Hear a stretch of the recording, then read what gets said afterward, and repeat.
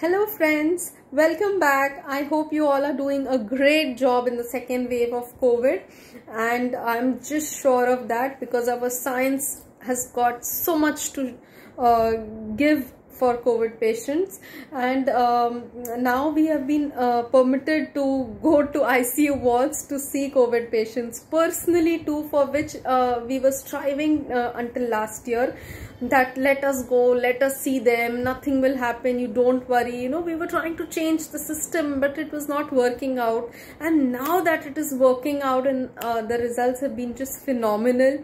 And at the same time, we have to be careful, taking the patient's details into account, step by step, taking patient into confidence if the case taking and if the information given by the patient is correct. Sometimes the phone call patients are really difficult to handle. Please be very vigilant and careful in dealing with those kind of cases. The patients who are in front of you, we have to be vigilant enough that we are getting the right detailing, the information based on which we are going to prescribe. So please be careful, people, because if the first prescription fails, if the second prescription fails, you have to decide that where you have to put a line, and you have to tell the patient that beyond this we cannot go, because pathologically if it deteriorates, it becomes very troublesome to manage then. So just be very careful, and I'm sure you all are going to rock, and our science is just going higher day by day. So today's topic, what we are going to deal with, everyone knows that I'm going to start with a new remedy, and that is Medorinum. And the newest it sounds, it's the oldest remedy of our homeopathic materia medica.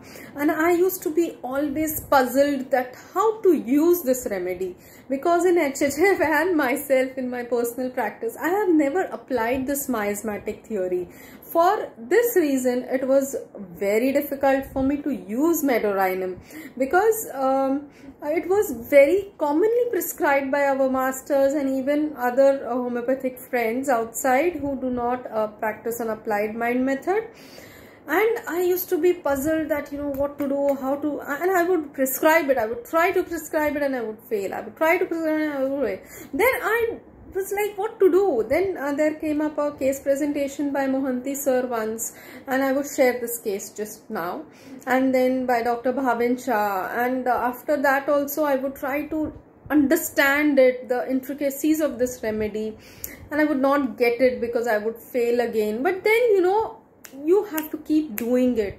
Once you fail, you second time fail, third time, but there will be a time when you will pass if you keep trying to deal with it, understand it, go closer to it.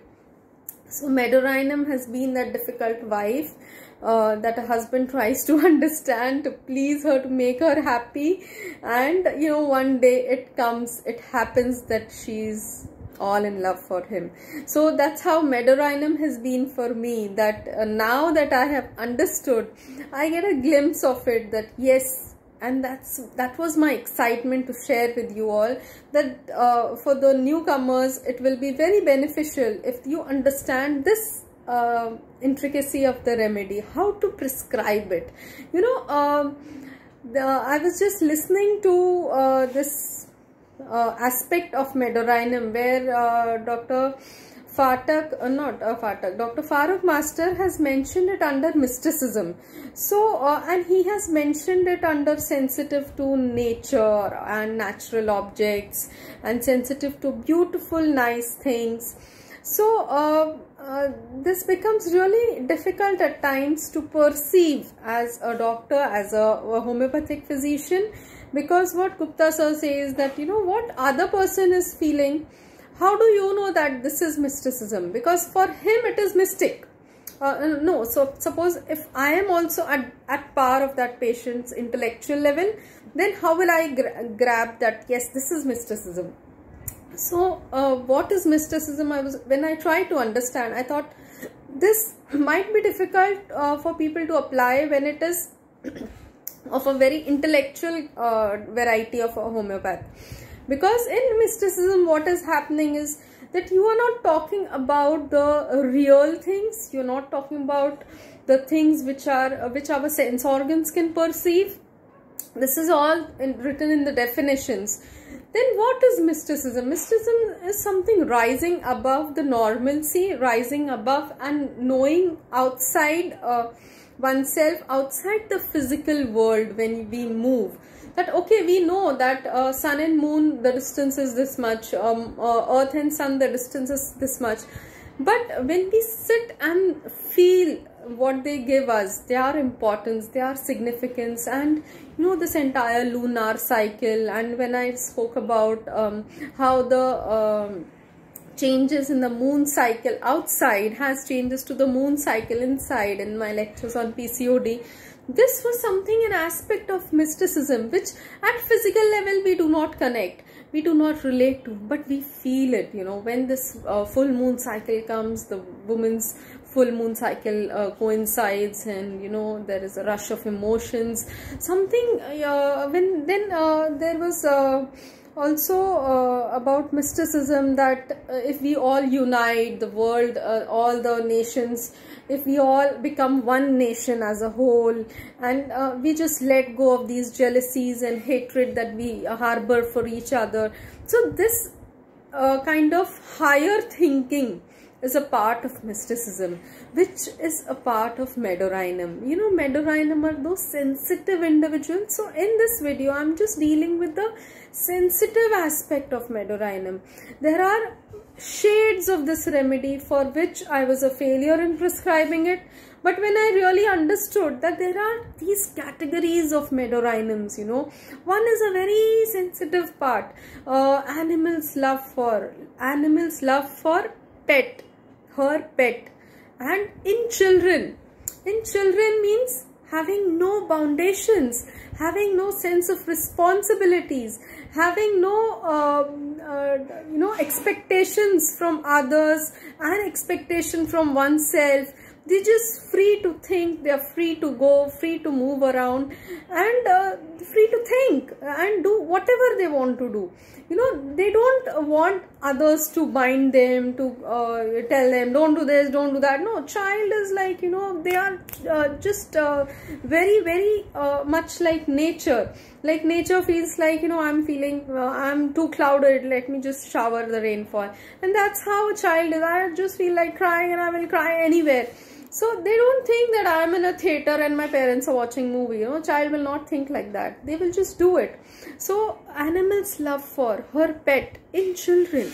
That is the kind of person Medorainum is, you see. A very natural person, a very liberated person who has a lot of desire to express oneself. They don't want to be in restraint of handling their emotions by themselves. They want to let go of their emotions. Then there is love, perversity, sexual.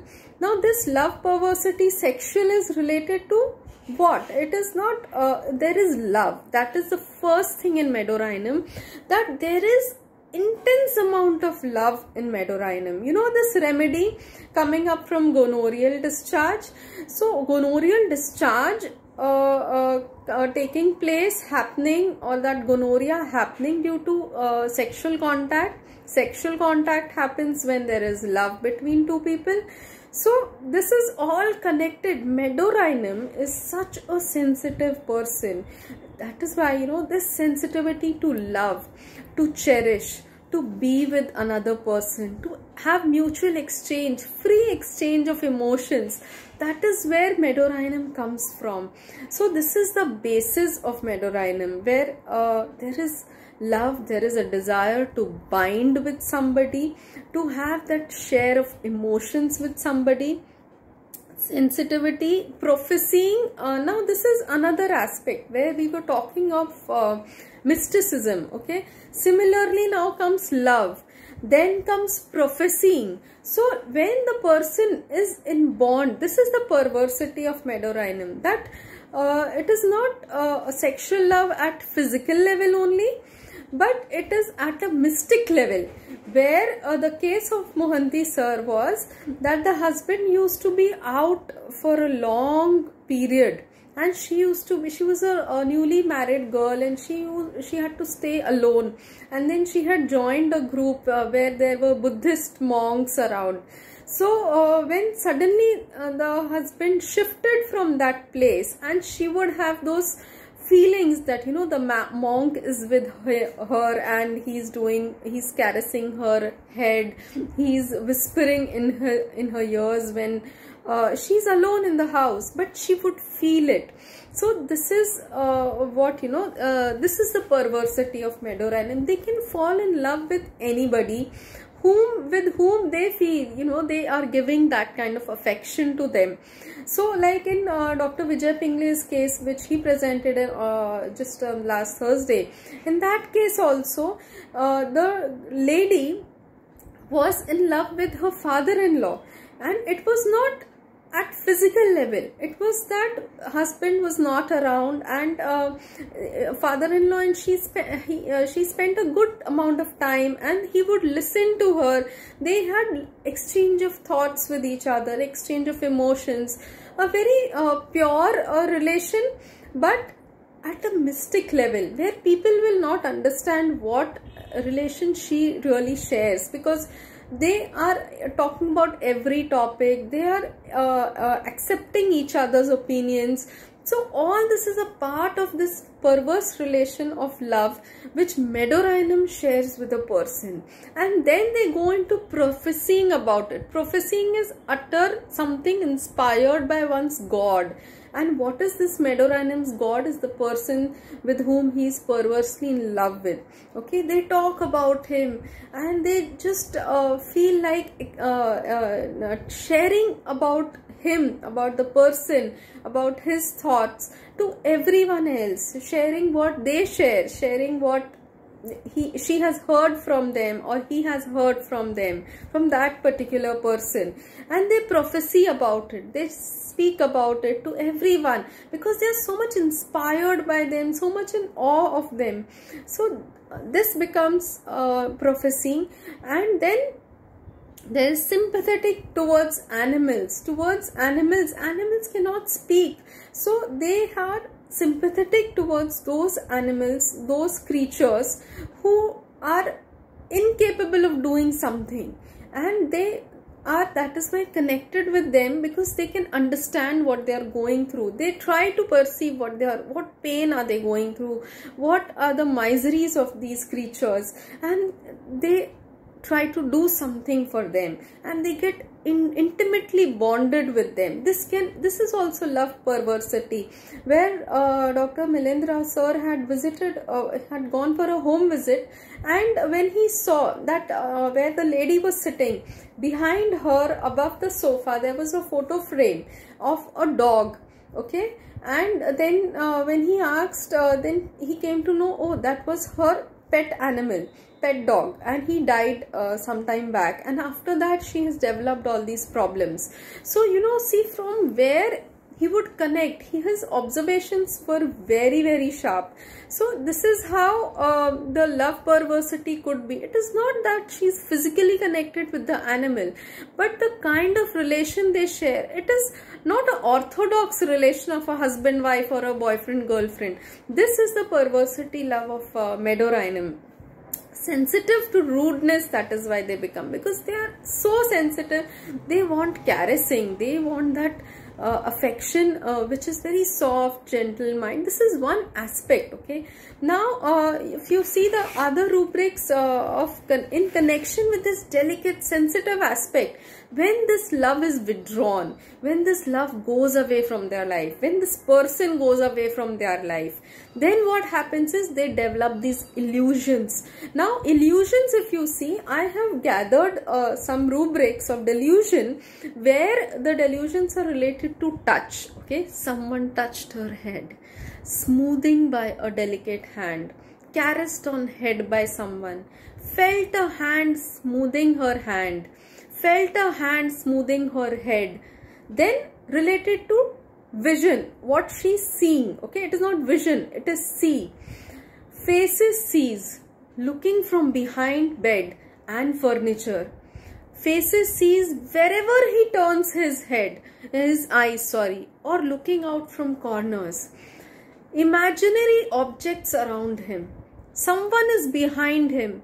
People are behind him. Woman is behind him. Seeing people on closing eyes, looking at him at night. Now this is related to see, the eyes. Then hear, relating to the ears. Ears ringing a bell. Someone calls. Footsteps hearing. Someone is whispering, talking. People say come. Illusions of hearing, voices hearing. Talking with dead people. So this is, dead people are whom? Whom he loved a lot. Dead people are whom? To whom he was so much closely associated that nobody like him can understand and connect with him anymore. So these are the delusions. There are no delusions related to taste and nose, because taste and nose is something which we have to do on our own, okay? But eyes, ears and skin, you see, sees is something, it is not vision. You are not having any thought process with it. It is just in front of you and your retina captures it, the image, okay? Similarly, hear is the sound which is going on and you are just able to perceive the sound. There is no thinking, so there is no listen to it. Listening is when we have our thought process running to what we have heard, okay? So there is no listening, there is only hearing, sees, touch, caress. So these are the kind of changes which takes place in Meadowrhinum when that love goes away, when that person goes away from his life. And that is how they become really frustrated, because the people around are not understanding. They're saying there is nobody behind you, there is nobody calling you, but he says no, there is. And this goes on and on for a long period of time. And then delusion, she must do something to rid her mind of the torture. And this is the aspect of Meadowrhinum. I hope you have liked it. Do comment and subscribe and share it with your friends. Thank you.